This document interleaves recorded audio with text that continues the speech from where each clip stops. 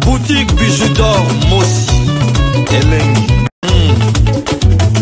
Boutique bijoux d'or Mossi. Voilà, couleur riche. Boutique bijoux d'or Mossi. Boss, voilà, couleur riche. Boutique bijoux d'or. Boutique bijoux d'or Mossi Elengi. Oui, bonjour, bonjour la famille. Bonjour, bonjour, babone nyonso ya Bidor TV. Maman Bijouka nous a fait sa conseil. Hein? Omoni moi si. Ta onzamba osala ya zwaka ta. Ya osala ya zo ba secret caché mo ka bomba kati ya moi si. Moi ça za muto pe sa vie. Hein? Moi ça muto a jeté. Donc moi si aza muto a jeté. Donc ça ba mibali musuba ba valeur ba cité. Moi ça za muto a jeté, moi ça za muto sakana été. Moi ça comme ndoki. Moi si soka linga makasi.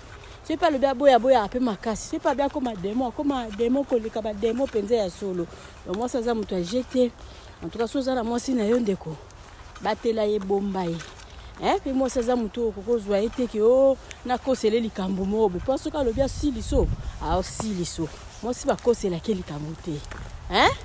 Moi si ba kosela ke likambo te puis moi si ba sambara na été. Conseil gratuit. Kati ya matonge maison de passage na biso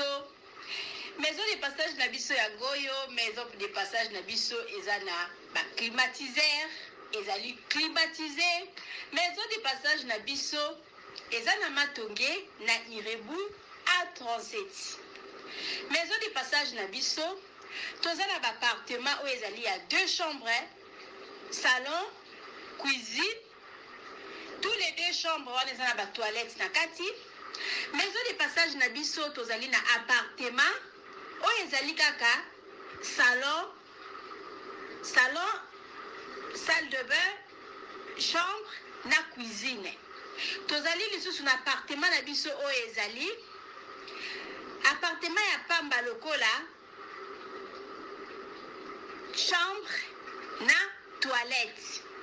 Toilette na do salle de bain na ona kati. Chambre o ezali ya pamba o ezaka na salle de bain okoyamba bapaya na yo na kati. Chambre o ezali chambre salon cuisine salon ezali ya munene comme okoyamba bapaya na yo na kati comme okoki koyamba bapaya na yo libanda. Mai na biso ebimara kitoko. Courant na biso toza na balune ebele.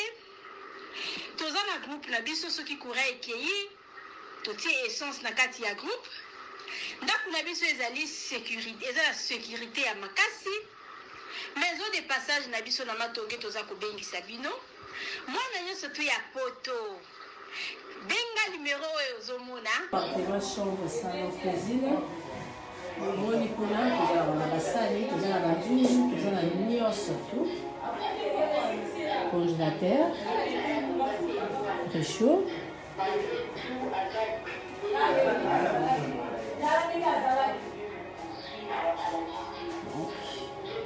Cuisine sur l'eau, appartement, chambre, salon, cuisine biso. Cuisine dans un espace à monene. Dans un congélateur, dans un frigo, dans un micro-ondes, dans un cafetière, dans un nyonso. Donc, eloko nyonso ezala na kati ya cuisine eza awa.